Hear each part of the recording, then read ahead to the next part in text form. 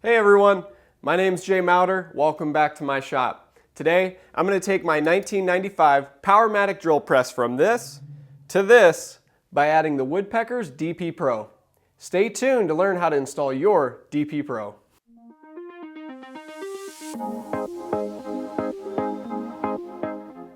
The DP Pro I'm going to be assembling today is a DP Pro Master System 3624.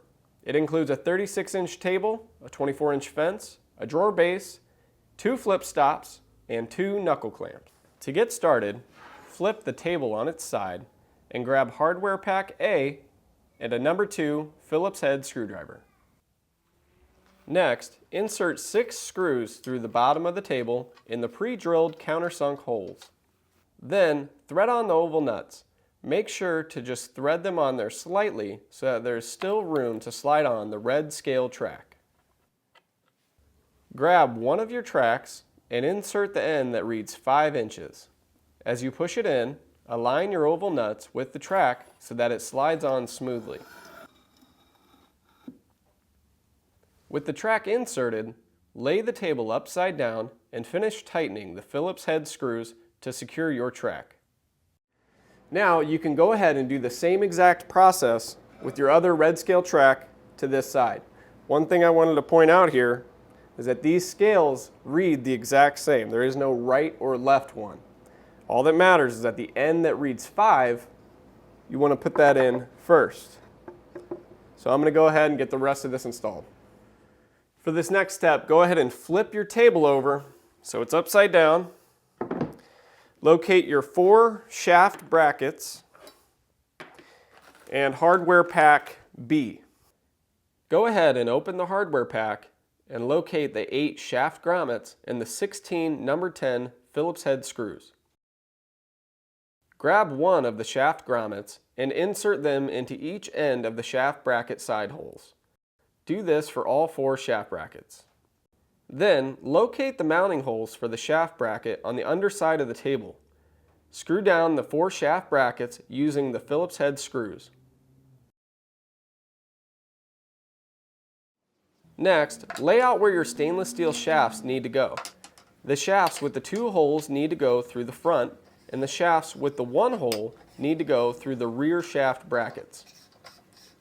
The holes on the stainless steel shafts should be facing outward from the table, and the grooves on the other end should be toward the middle of the table. Locate the 4 retaining snap rings from hardware bag B and press them onto the grooved end of the stainless steel shafts.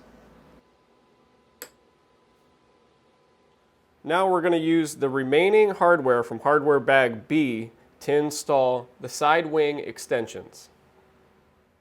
You'll notice that there's 2 sets of holes on your extension wings. One side is going to use the first set of holes and the other side is going to use the opposite set of holes. The easy way to do this without getting confused is to just take them both down, set them up there and line them up at the front of your table, and then bring your shafts in so they line up with the holes. Grab one of your side extensions and thread the threaded studs into the holes that align with the shafts with the provided 1/8 inch Allen key. Make sure to thread the studs, leaving about 1 1/8 inch of the threads exposed. I cut a spacer block at 1 1/8 inch to make this a little easier. Install a hex nut onto the threaded studs, just touching the black surface of the table extensions. Do not tighten these hex nuts. Next, slide your table over the edge and install the table extension with the correct stainless steel shaft holes. If installed correctly, the table extension will sit flush with the back end of the table. Then, finger tighten another hex nut onto the threaded studs until it stops against the stainless steel shafts. Now you can finish snugging up the other hex nuts. If your side extensions are a little wobbly when you pull them out, grab 2 7/16 inch wrenches and snug up the hex nuts. Now your side extensions should slide smoothly. Now you can go ahead and install your second side extension using the opposite set of holes. I also wanted to point out here that you should be installing these side extensions on a nice flat surface. That way that your side extensions sit flush with the top of your table. If adjustments are needed later to level your extensions, you can do so by adjusting the position of these hex nuts. Now, let's move on to installing the drawer slides on the drawer and drawer base. For this step, you'll need hardware pack C and a Phillips head screwdriver. I am starting by installing a drawer slide on the left side of the drawer base. Make sure the base is oriented correctly. The back of the drawer base has a larger lip than the front. But first, remove the drawer slide extension by flexing the end of the black plastic release up or down in direction and pulling away from the drawer slide. Next, tilt the back end of the drawer slide so that the last circle in the slide lines up with the hole. Now, secure the slide using a screwdriver and the pan head screws. Go ahead and repeat this process until all 3 screws are installed.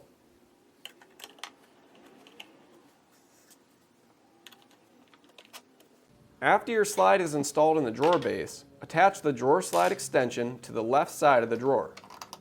Make sure to install your screws through the round holes of the drawer slide extension. Now that you have your left drawer slide attached to your drawer and your drawer base, go ahead and repeat the same steps for your right drawer slide.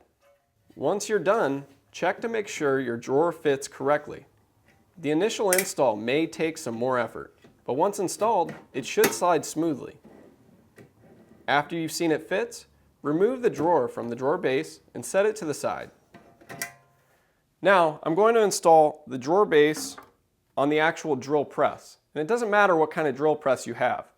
This drawer base will fit on any of them. Whether you have T-slots, through slots, straight or diagonal, it will fit.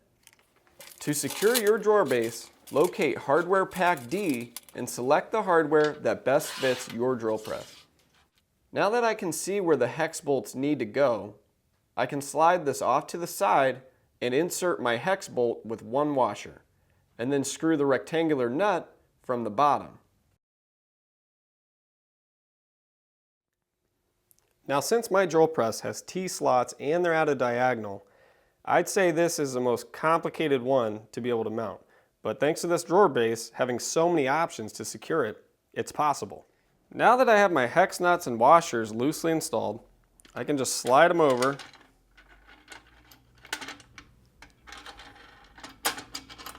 until they all seat in the T-slots. Once you get it roughly center, just snug them up, just hand tighten them.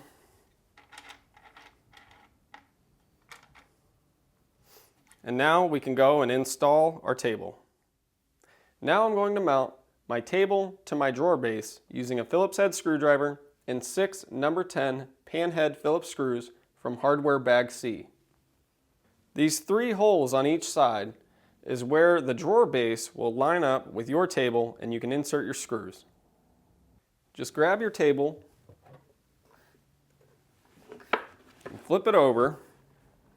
Make sure that opening goes towards the back.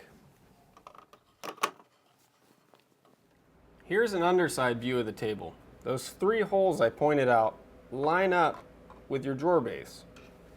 And if they line up correctly, go ahead and secure your table.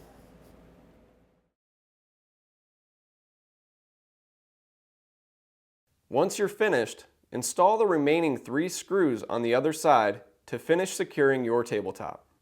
With our tabletop installed, it's time to get it centered on the drill press before we can lock it down.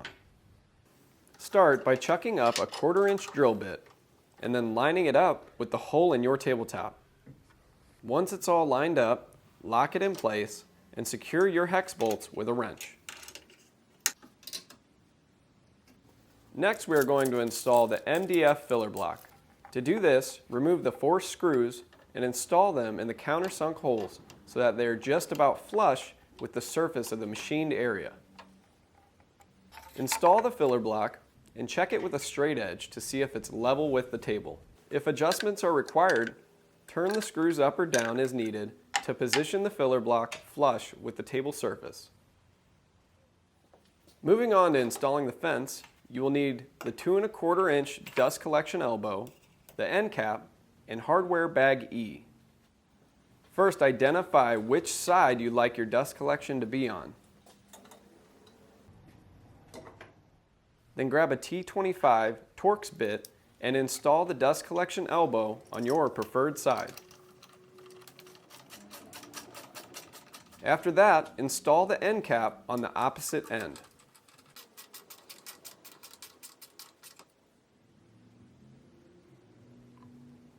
Next, install a bolt through the opening at the front of each piece of red track. Line up the slots in the fence with the bolts and drop it down. Then install a nylon washer, the red tube, and then another nylon washer, and tighten it down with the black plastic knobs. Loosen and tighten these knobs to make adjustments to the position of your fence.